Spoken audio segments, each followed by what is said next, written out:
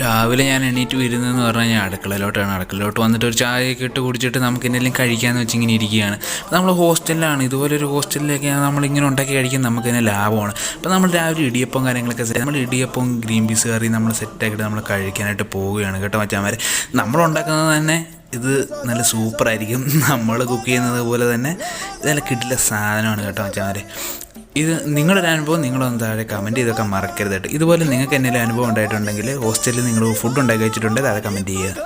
പയറ് കറിയും ചമ്മന്തിപ്പൊടിയും പപ്പടവും ഇതൊക്കെ കഴിയുമ്പോൾ എൻ്റെ മച്ചാന്മാരെ നമ്മുടെ മനസ്സിന് കിട്ടുന്ന സന്തോഷമുണ്ടല്ലോ, അതൊന്നും പറഞ്ഞറിയിക്കാൻ പറ്റത്തില്ല. നമ്മളൊരു റൂം എടുത്ത് നമ്മൾ തന്നെ ഉണ്ടാക്കി കഴിക്കുന്ന ഭക്ഷണത്തിന് അതിൻ്റേതായിട്ടുള്ള രുചികളുണ്ട്.